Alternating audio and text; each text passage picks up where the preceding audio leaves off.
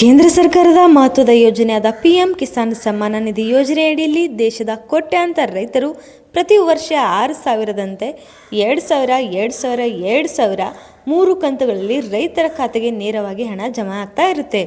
ಈಗ ರೈತರು 23ನೇ ಕಂತಿನ 2,000 ಹಣಕ್ಕಾಗಿ ಕಾಯ್ತಾ ಇದ್ದಾರೆ. ಆದರೆ ಸರ್ಕಾರ ಈ ಸಲತಿ ಕೆಲವು ನಿಯಮಗಳನ್ನು ಕಡ್ಡಾಯಗೊಳಿಸಿದೆ.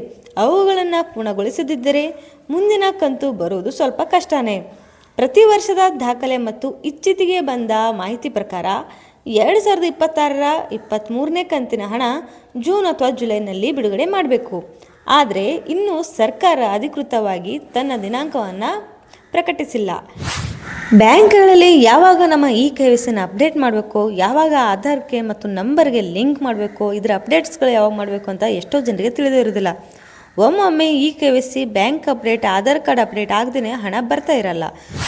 ಹಾಗಾಗಿ ನಿರ್ಲಕ್ಷ್ಯ ಮಾಡಬೇಡಿ. ಜೂನ್ ಜುಲೈನೇನು ನಡೀತಾನೆ ಇದೆ, ಯಾವಾಗ ಹಣ ಬರುತ್ತೆ ಅಂತ ಗೊತ್ತಿಲ್ಲ. ನಿರ್ಲಕ್ಷ್ಯ ಮಾಡದೇನೆ ಬ್ಯಾಂಕಿಗೆ ಹೋಗಿ ಒಂದ್ಸಲ್ತಿ KYCಯನ್ನು ಪೂರ್ಣಗೊಳಿಸಿ ಮತ್ತು ಆಧಾರ್ ನಂಬರ್ ಲಿಂಕ್ ಬ್ಯಾಂಕ್ ಅಕೌಂಟ್ಗೆ ಲಿಂಕ್ ಆಗಿದೆಯೋ ಇಲ್ಲ ಅಂತ ಕೂಡ ನೋಡ್ಕೊಳ್ಳಿ. ತುಂಬ ಸರಳವಾದ ಕೆಲಸ ಇದು. ಆನ್ಲೈನ್ ಮೂಲಕ KYCನ ಮಾಡಿಸಬೇಕಂದ್ರೆ PM ಕಿಸಾನ್ ಅಧಿಕೃತ ವೆಬ್ಸೈಟ್ಗೆ ಭೇಟಿ ನೀಡಿ KYC ಮೇಲೆ ಕ್ಲಿಕ್ ಮಾಡಿಕೊಂಡು ಆಧಾರ್ ಸಂಖ್ಯೆಯನ್ನು ನಮೂದಿಸಿ. ಒಂದೇ ಒಂದು OTP ಬರುತ್ತೆ, ಅದನ್ನು ನೀವು ನಮೂದಿಸಿದರೆ ಸಾಕು, ಅಲ್ಲಿ KYC ಮುಗಿದೇ ಹೋಗುತ್ತೆ.